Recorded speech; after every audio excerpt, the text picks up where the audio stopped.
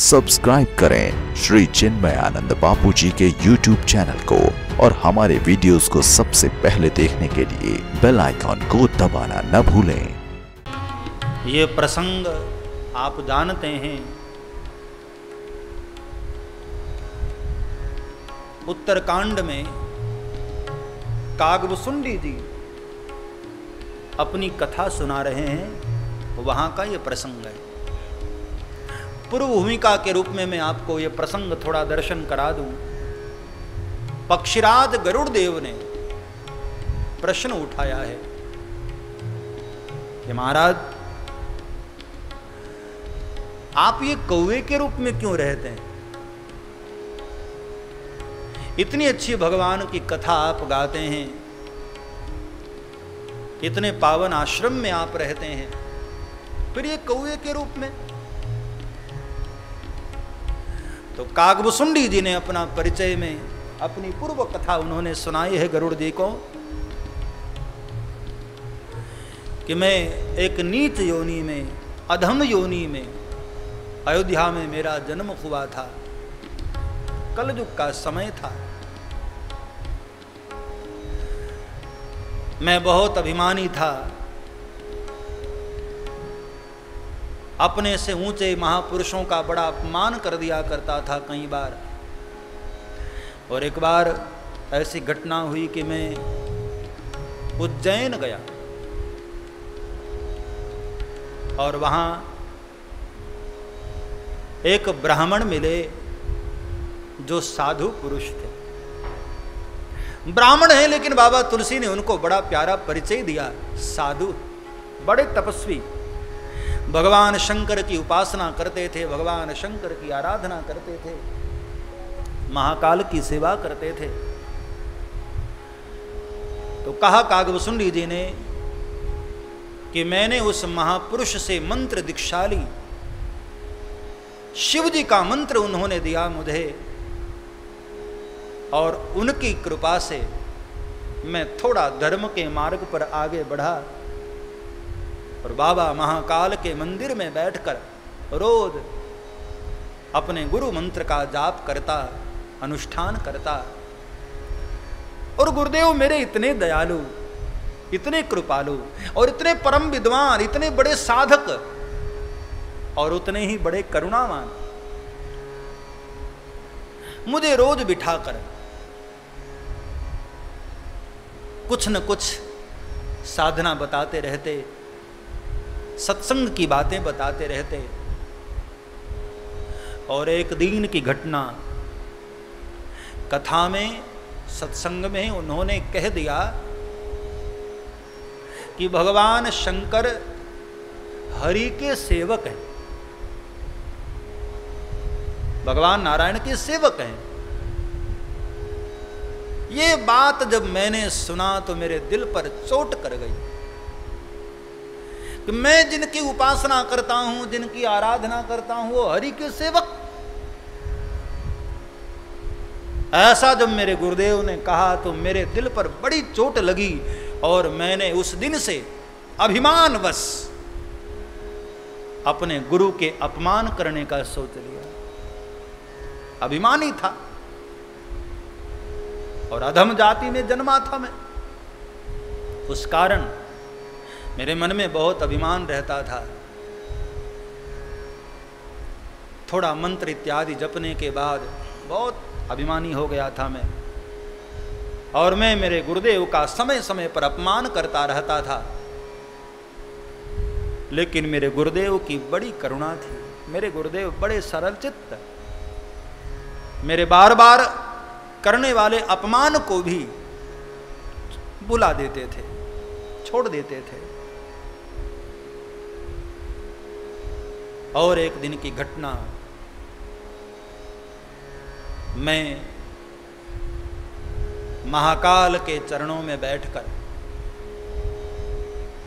अपने गुरु के द्वारा दिया गया मंत्र जप रहा था और उसी समय संयोग बना, मेरे गुरुदेव का आगमन हुआ।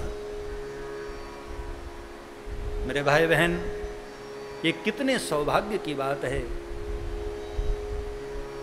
गुरु ने जो मंत्र दिया है उस मंत्र को हम जपते रहो और उसी समय हमारे गुरुदेव का आगमन हो जाए। हाँ, जिनके द्वारा हमने मंत्र पाया है वो अनुष्ठान चल रहा हो और उसी समय हमारे गुरुदेव अनायास, किसी ने बुलाया न हो, किसी ने आमंत्रित न किया हो, और बगैर बताए बगैर बुलाए अनायास शिष्य के पास पहुंच जाए। तो मैं प्रार्थना करूं मेरे भाई बहन कि यदि आप उस वक्त अपने इष्ट देव की उपासना कर रहे हो और पुष्प आप चढ़ा रहे हैं, पूजा की सामग्री चढ़ा रहे हैं और इतने में आपके गुरुदेव का आगमन हो जाए, तो शेष बची हुई सामग्री इष्ट देव को न चढ़ाकर अपने गुरु को चढ़ा देना चाहिए। गुरु गोविंद दो खड़े काको लागू पाए, बलिहारी गुरु आपकी जिन गोविंद दियो लखा।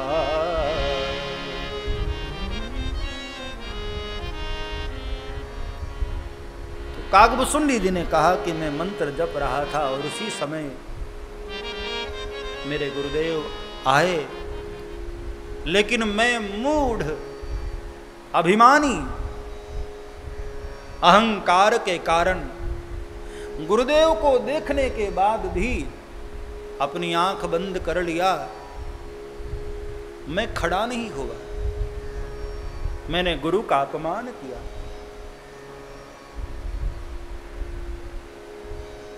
मुझे लगा कि मैं आंख बंद कर लूं तो मेरे गुरुदेव सोचेंगे कि शिष्य ने देखा नहीं है। मैंने आंख बंद कर लिया, अपने गुरु का अपमान किया। और गुरुदेव भी करीब करीब ये बात समझ चुके थे, लेकिन जैसे अक्सर मुझे क्षमा कर देते थे, उस दिन भी उन्होंने कुछ जवाब न दिया, क्षमा कर दिया। लेकिन कहते हैं भगवान शंकर से ये घटना बर्दाश्त न हुई। और बाबा तुलसी मानस में वर्णन करते हैं, उसी समय अचानक मंदिर में आकाशवाणी हुई और बाबा वर्णन करते हैं, मंदिर माज भई नभवानी, रेहत भाग्य अज्ञ अभिमान।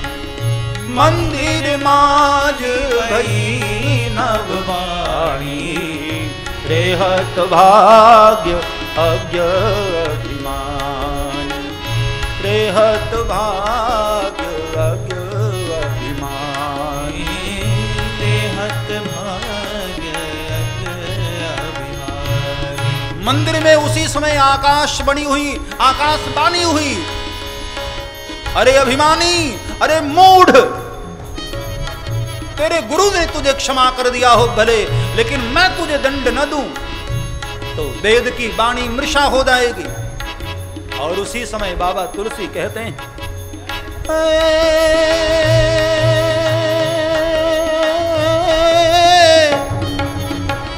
जो नहीं दंड खरऊं कल तोरा, जो नहीं दंड करऊं खल तोरा, हो ही श्रुति मार्ग मोरा। जो नहीं दंड करऊं खल तोरा, भ्रष्ट हो ही श्रुति मार्ग मोरा। भ्रष्ट हो ही श्रुति मार्ग मोरा। भ्रष्ट हो ही श्रुति मार्ग मोरा। भगवान शंकर ने नाराज होकर उसी समय आकाशवाणी करते हुए कह दिया कि रे दुष्ट, एक खल, अभिमानी, मूढ़, इतना बड़ा अभिमानी हो गया, तेरे गुरु के आने पर भी तू जानबूझकर खड़ा नहीं हुआ। मैं तुझे यदि दंड ना दूं तो मेरा वेद का मार्ग भ्रष्ट हो जाएगा। और कहते हैं भगवान शंकर कुपित हो गए और क्रोध में आकर भगवान शंकर ने भयंकर श्राप दे दिया कि कई जन्मों तक, जन्म जन्मांतर तक पापी तो नीच योनि को प्राप्त हो, अजगर बनकर, सर्प बनकर दुख पाएगा तू। न जाने क्या क्या श्राप दे दिया भोलेनाथ ने, बहुत नारा। और एक बात मैं आपको बताऊं, यहां गुरु की महिमा को भगवान शंकर ने और बढ़ा दिया। एक तरफ क्रोध भी किया और दूसरी तरफ दिखाया भी कि तेरे गुरु ने साधना करते करते मुझे भी पीछे छोड़ दिया। तेरे बार बार अपमान करने पर भी तेरे गुरु को क्रोध नहीं आया, लेकिन मुझे क्रोध आ गया। तेरे गुरुदेव ने भले ही क्रोध पर काबू पा लिया हो, मुझसे आगे बढ़ गए। गुरु की महिमा मानो बढ़ा दी भोलेनाथ ने। और जैसे ही श्राप दिया, कागभूषुंडी जी कहते हैं, हे खगराज, हे पक्षीराज, उस वक्त हाहाकार मचा। मेरे गुरुदेव एकदम कंपित हो गए और कहा, नहीं गुरुदेव, नहीं नहीं प्रभु, मेरे शिष्य को श्राप मत दीजिए, बस ठहर जाइए प्रभु, बस रुक जाइए। बालक है, नादान है। और बाबा तुलसी उस वक्त वर्णन करते हैं, हाहाकार कीन्ह गुरु दारुण सुनी शिव शाप, कंपित मोहि विलोकियति उपजा परिताप। अचानक गुरुदेव बोल पड़े, बस मालिक अब रहने दीजिए, ठहरिए महाराज। और उस वक्त मेरी दशा क्या थी? कागभूषुंडी जी कहते हैं,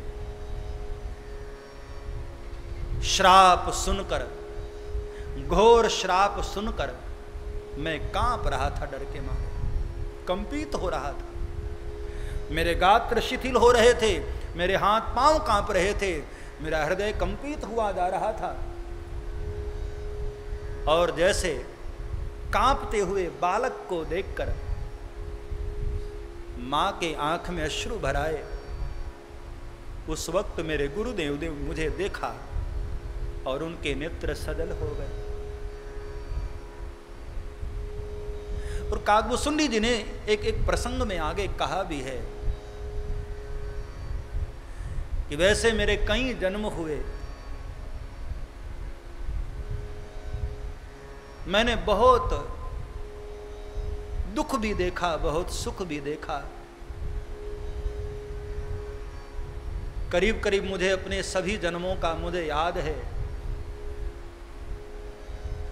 कई चीजों को मैंने भुला भी दिया, भूल भी गया, लेकिन एक बात मेरे दिल में सदैव खटकती रहती है, मेरे दिल में चुभती रहती है, मेरे गुरुदेव का शील स्वभाव।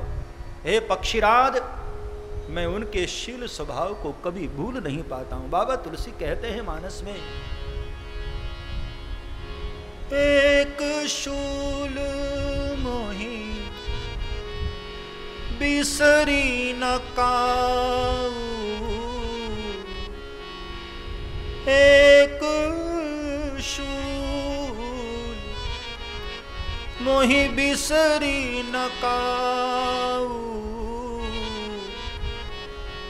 गुरु कर कोमल शील स्वभाव, गुरु कर कोमल शील स्वभाव, गुरु कर कोमल शील स्वभाव, गुरु कर कोमल शील स्वभाव।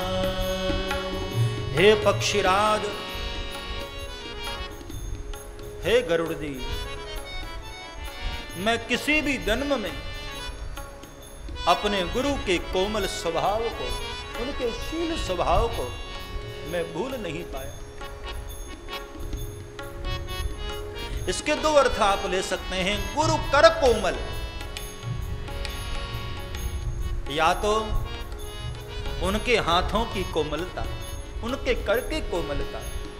क्योंकि कई बार मुझे आशीर्वाद दिया, मैं कभी उदास हो गया तो मेरे सिर पर हाथ रखकर स्पर्श किया, मुझे धैर्य बंधाया, मुझे ढांढस बंधाया। उनके कोमल स्पर्श को, उनके हाथों की कोमलता को, हे गरुड़देव, मैं कभी भूल नहीं पाया। कई जन्म हुए हमारे। गुरु कर कोमल शील सुभाव, गुरु कर कोमल शील सुभाव। एक शूल मोहि बिसरी न काऊ, एक शूल मोहि बिसरे न काहू, एक शूल मोहि बिसरी न काऊ, एक शूल मोहि बिसरी न काहू। गुरु कर कोमल शील सुभाव, गुरु कर कोमल शील सुभाव, गुरु कर कोमल शील सुभाव, गुरु कर कोमल शील सुभाव। मेरे गुरु का कोमल, मेरे गुरु का शील स्वभाव मैं कभी भूल नहीं पाया। श्राप लगा और जैसे कोई पिता अपने पुत्र को डांट दे और बालक डर के मारे कांप रहा हो, ऐसी दशा उस वक्त हमारी। और जैसे बालक को कांपते हुए देखकर एक मां के दिल की दशा होती है, ऐसी दशा उस वक्त मेरे गुरुदेव की। मेरे गुरुदेव ने मेरी ओर देखा, मैं तो कांप रहा था, और उस वक्त गुरु ने मेरे लिए जो किया है पक्षीराज, मैं कैसे भुला दूं। मेरे इतने अपमान के बाद भी मेरे गुरु ने उस वक्त क्या किया, बाबा तुलसी आगे के दोहे में वर्णन करते हैं। करि दंडवत सप्रेम द्विज, शिव सन्मुख कर जोरी, विनय करत गद गद स्मर, समुझि घोर गति मोरी। करि दंडवत सप्रेम द्विज, करि दंडवत सप्रेम द्विज, शिव सन्मुख कर जोरी, विनय करत गद गद स्वर, समुझि गोर गति मोरी, समुझि घोर गति। उस वक्त मेरे गुरु ने भगवान महाकाल के सामने साष्टांग दंडवत किया। सच्चा गुरु अपने शिष्य के लिए क्या क्या नहीं करता है। हाँ, करि दंडवत सप्रेम। ध्यान देना मेरे भाई बहन, दंडवत का अर्थ क्या है? दंड के समान किसी के चरणों में पड़ जाना, गिर जाना। पाहि नाथ कही पाहि गुसाई, भूतल परेऊ लकुट की नाई।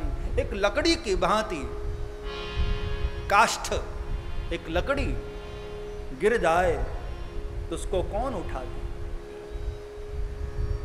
खुद से वो उठता नहीं है, खुद से वो उठती नहीं है। एक काष्ठ को जैसे कोई उठाने वाला चाहिए, ऐसे ही जब दंडवत करें तो उस वक्त कोई उठाए, किसी ऐसे परम के चरणों में साष्टांग पड़ जाएं, दंडवत, दंड की भांति, मतलब टोटल समर्पण, पूर्ण समर्पण, जहां गुरु स्वयं तुम्हारी बाह पकड़ कर उठाए। करी दंडवत सप्रेम द्विज, शिव सन्मुख कर जोरी। साष्टांग दंडवत, और शिव के सामने हाथ जोड़कर खड़े हुए। ध्यान देना, आज तो दंडवत शब्द का भी लोगों ने कितना हल्का अर्थ कर दिया। अब तो कई बार दंडवत उंडवत होता भी नहीं और लोग दूर से महाराज दंडवत अब तो केवल भाषा में रह गए। लेकिन दंडवत का बहुत गहरा अर्थ है प्यारे, दंड की तरह किसी के चरणों में पड़ जाना, पूर्ण समर्पण कर देना। कई बार तो लोग ऐसा भी कहते हैं, महाराज आप जा रहे हैं तो मेरे गुरुदेव को जरा मेरी ओर से दंडवत कह देना। हाँ, अब तो लोगों ने यहां तक भी कहना शुरू कर दिया। दंडवत में मेरे भाई बहन प्रेम होना चाहिए। करी दंडवत सप्रेम द्विज, शिव सन्मुख कर जोरी। हाथ जोड़कर शिव जी के सामने। और मजे की बात देखो, बाप ने बेटे को डांट दिया हो और बेटा कांप रहा हो ना, तो मां बाप की ओर देखती नहीं है, सामने नहीं देखती। कोई भी हमारे बेटे को डांट दिया हो और बेटा घबरा गया हो, कांप रहा हो, तो मां इतनी नाराज हो जाती है कि ऐसे दुष्ट का मुंह नहीं देखना जो मेरे बेटे को, मेरे लाल को डरा दिया। लेकिन गुरुदेव ने उस वक्त करी दंडवत सप्रेम द्विज, शिव सन्मुख कर जोरी। विनय करत गद गद स्वर, समुझि घोर गति मोर। यह देख कर कि मेरी घोर गति होने जा रही है, गुरुदेव उस वक्त सप्रेम, प्रेम सहित दंडवत हुआ, हाथ जोड़कर शिव के सन्मुख खड़े हो गए और गदगद स्वर में अचानक भोलेनाथ के सामने मेरे गुरुदेव बोल पड़े। ये प्रसंग वहां का रुद्राष्टकम का प्रसंग। इस दोहे पर विशेष हमको ध्यान देना चाहिए।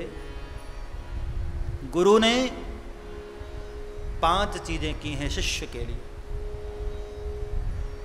शिष्य जब पूर्ण समर्पण कर देता है तो गुरु की जिम्मेदारी हो जाती है। जब पूर्ण समर्पण प्राप्त कर लेते हैं गुरुदेव, तो वहां सारी की सारी जिम्मेदारी गुरु की हो जाती है। और इस दोहे में बाबा तुलसी ने दर्शन कराया कि गुरु ने शिष्य के लिए 5 चीजें की। करी दंडवत सप्रेम द्विज। पहला, गुरुदेव ने भगवान को दंडवत किया शिष्य की ओर से। समुझि घोर गति मोर, मेरी घोर गति को देखते हुए गुरुदेव ने स्वयं परमात्मा को दंडवत किया। जैसे अहिल्या के प्रसंग में विश्वामित्र महाराज ने खुद भगवान को लाकर परिचय कराया। गौतम नारी श्राप बस, उपल देह धरि धीर, चरण कमल रज चाहती, कृपा करहूं रघुबीर। हे राघव, इस बेचारी के ऊपर कृपा करो। विश्वामित्र महाराज ने खुद अहिल्या की ओर से फरियाद किया। यहां पर गुरुदेव ने वही तो किया। करी दंडवत सप्रेम द्विज, शिव सन्मुख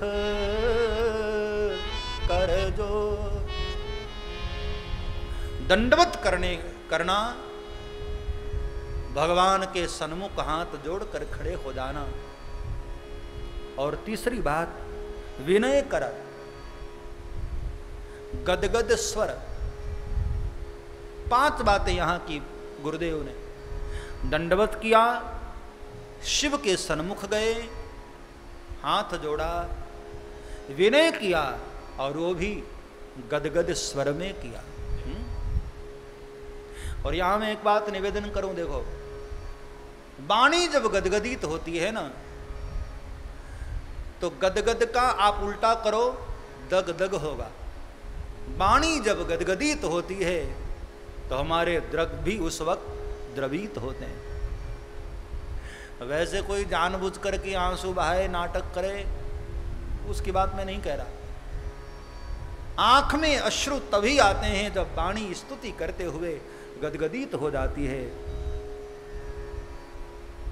विनय करत गदगद स्वर, समुझि गोर गति मोर।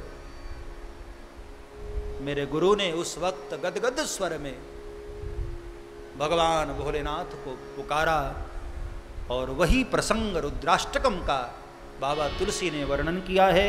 उत्तरकांड दोहा नंबर 107। आइए एक पाठ हम सब लोग मिलकर करते हैं रुद्राष्टकम का।